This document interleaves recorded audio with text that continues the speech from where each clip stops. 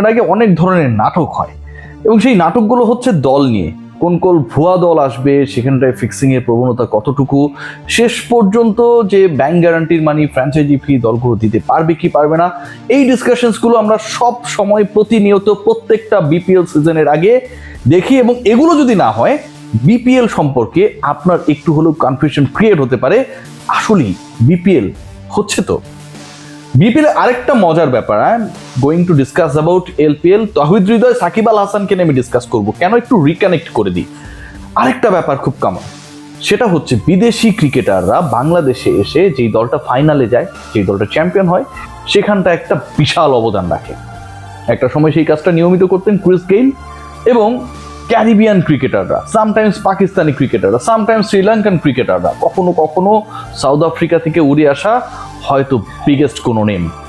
কিন্তু বাংলাদেশের বাইরে যে ফ্র্যাঞ্চাইজ টুর্নামেন্ট বা লিগগুলো হয়, সেখানকায় বাংলাদেশের কোনো ক্রিকেটার অথবা একাধিক ক্রিকেটার এরকম clinical role, influential dominating role একই সাথে পালন করে দলকে ফাইনাল পর্যন্ত তুলেছে।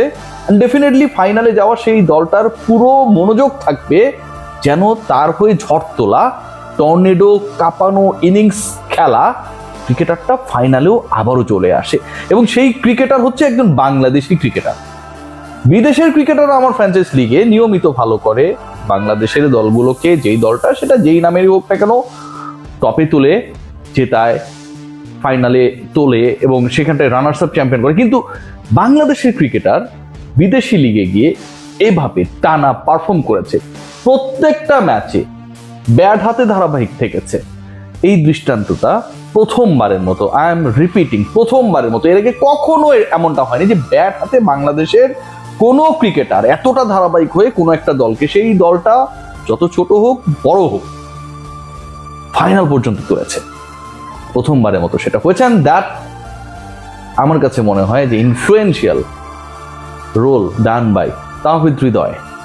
আজকে যে ইনিংসটা খেলেছেন, এই ইনিংসের পর মানে তাওহিদ হৃদয়ের এবারের আবারও বলছি, এবারের যে এলপিএল, সেই এলপিএলে তার যদি এভারেজ দেখেন, মানে গড়, প্রত্যেক ম্যাচে রান করার গড়, সেটা হচ্ছে 141। 100 তো মারেন নাই, 141 হলো কেমন করে? ক্রিকেট যারা বোঝেন তারা সবাই জানেন, তাকে কেউ আউট করতে পারে না, নট আউট থেকে যান। এবং সেই ইনিংসটা হচ্ছে অপর ইনিংসের সাথে যে রানটা করেন সেটা প্লাস প্লাস প্লাস হয়ে 141 হয়ে গেছে। স্ট্রাইক রেটের ব্যাপারে একটু আলোচনা করতে চাই আমি, তার আজকের ইনিংস নিয়ে ডেফিনেটলি ডিসকাস করব। সেটা হচ্ছে 213। বাংলাদেশের একজন ক্রিকেটার 141 করে 213 স্ট্রাইক রেটে বিদেশে গিয়ে ব্যাট করছেন অচেনা কন্ডিশনে। কেমনটা লাগে বলেন? অসাধারণ ভালো লাগে। তাওহিদ হৃদয় ফাইনালের স্পটলাইটে সবচেয়ে গুরুত্বপূর্ণ ক্রিকেটার হয়ে থাকবেন। আজকের ম্যাচটা যদি আপনারা খেয়াল করেন, তাওহিদ হৃদয় 20 বলে 50 করলেন এবং এই যে 20 বলের 50, এটা শুধুমাত্র তার ব্যক্তিগত মাইলফলক, তার 50 পাওয়া, তার গড় বাড়া, তার স্ট্রাইক রেট আরো বিধ্বংসী পর্যায়ে চলে যাওয়া, আজকের ম্যাচে সবচেয়ে বেশি স্ট্রাইক রেটে ব্যাট করা, এই হিসাব নিকাশগুলোর থেকেও অনেক বেশি ইম্পর্টেন্ট রোল প্লে করেছে। কোথায় জানেন?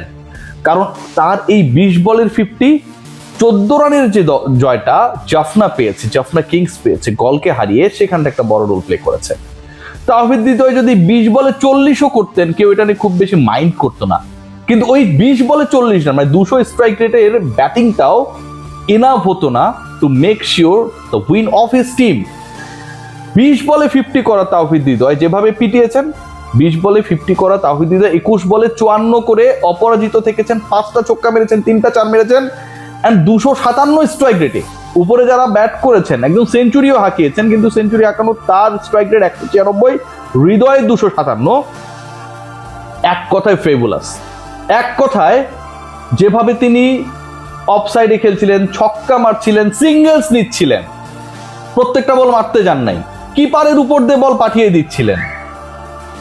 নামটা ভুলে যান, আমাদের ইদানিং অনেক অনলাইন প্ল্যাটফর্ম যারা বাংলাদেশি ক্রিকেটে একটা বড় রোল প্লে করে, ওরা স্পাইডারম্যানের মুখোশ পরিয়ে ক্রিকেটারদের নাম জিজ্ঞেস করে, দেখবেন অনেক ফটো কার্ড দেখবেন।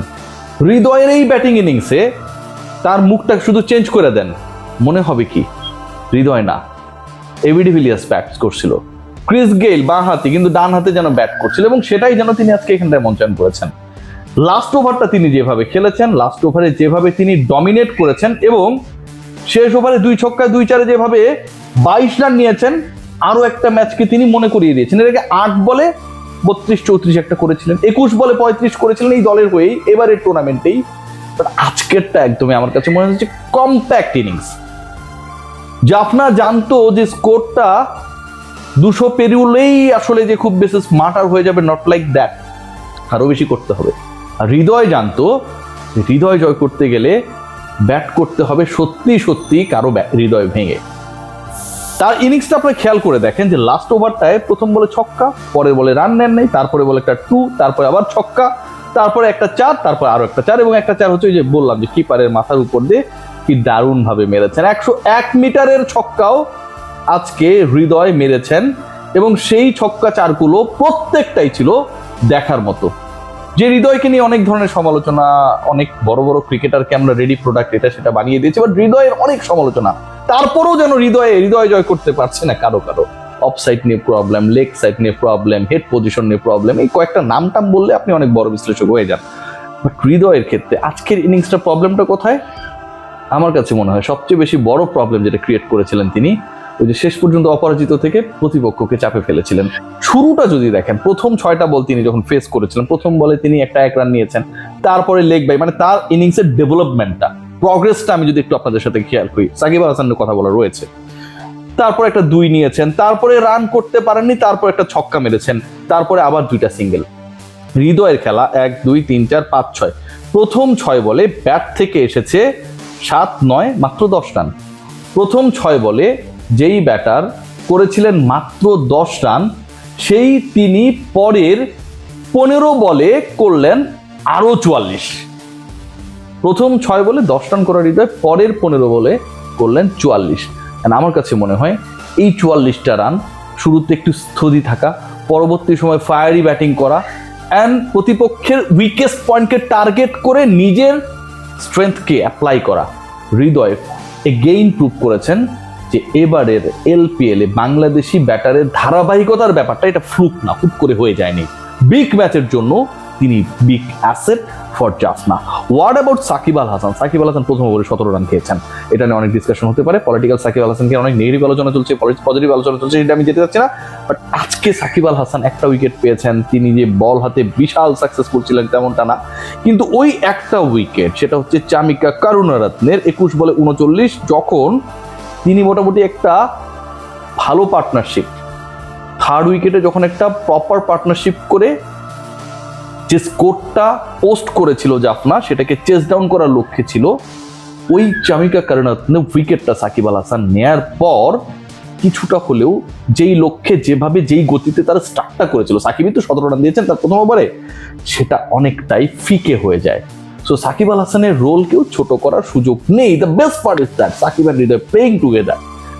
The best part is that এই দুজন ক্রিকেটার দলকে ফাইনালে তুলেছেন, and the best part is that বাংলাদেশের দুজন ক্রিকেটার তাদের দলকে বাংলাদেশের বাইরের ফ্র্যাঞ্চাইজ লিগে যেই দলের হয়ে তারা খেলছেন ফাইনালে তুলেছে। এমন ঘটনা আসলেই বিরল। আর হৃদয় জয় করেছে আরো একবার।